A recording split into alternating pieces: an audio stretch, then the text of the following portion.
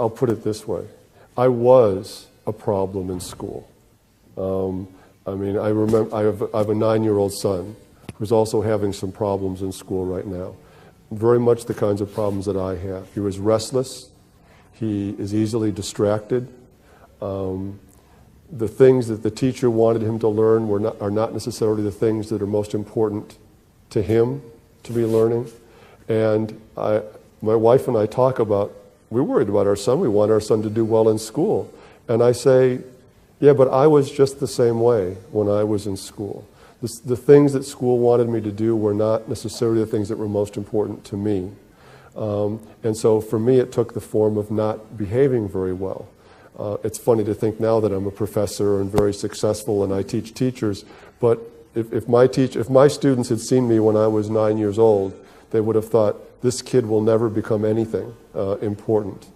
But now I see, from my perspective now, I see that not only is my failing, I keep hitting the microphone, I'm sorry, not only my failing and my behavior, but also the failing of the school, or at least some of the teachers in my school, to identify what I did care about, what was important to me, and to try to find a way to connect what they wanted to teach to the things that I was interested in and motivated to do.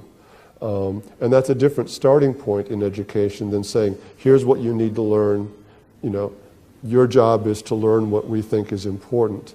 I think certainly if I was a young person today, I would be completely immersed in the technology. I would be playing games all the time. I don't, and as an adult.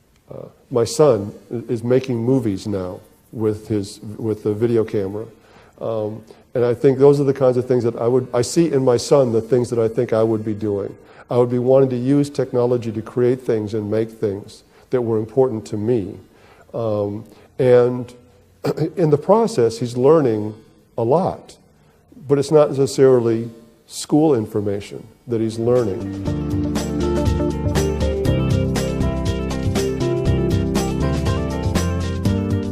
What I would say is that the most important thing is to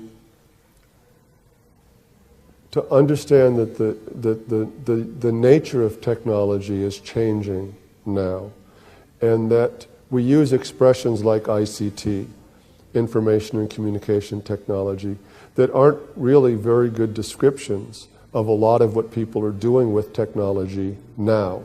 You know, is YouTube an information and communication technology? Well, it's something else. It's making videos. I could give a lot of examples where the nature of the internet is much more a creative space, a place for building and making and sharing the products of creativity and knowledge. And I know that there's resistance from teachers. I know that that's part of the burden that we face as teacher educators. But one of the ways in which I try to get teachers more involved in this is by getting them involved in the pleasures of creating and making things themselves. All the teachers in all my programs, I tell them that the things that they build for my courses go on the web and that other people will be able to see them too. A typical school assignment or a paper is only ever seen by two people: the student who writes it, the professor who grades it and then turns it back, or an examination is only ever seen by two people. A product that goes on the web is seen by hundreds or thousands of people. And so the most important thing, I think, for teachers is to be involved in that culture of the internet as a creative place, as a place for collaboration, sharing, and producing new knowledge and new resources. I think if we can get them to understand that, some of the resistance goes away, because they aren't just thinking about this as a tool that's being imposed on them, but rather something that they're participating in and personally benefiting from.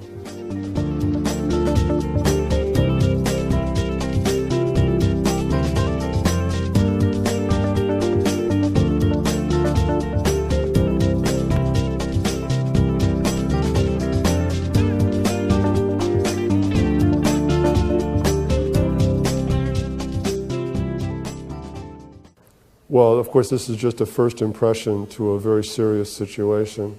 But I would have some questions about this. One is, did anything that happened in the classroom happen because of the technology? Or is it some things that happened in classrooms all the time, but we don't necessarily see because they're not videotaped or they're not posted on YouTube? You could even say that it's a good thing that we find out that these things are happening. It's not a good thing that it happens, of course, but that it's a good thing that we find out that it happens because it alerts us to a problem. You know, and where does violence come from? Where does the hostility to teachers come from?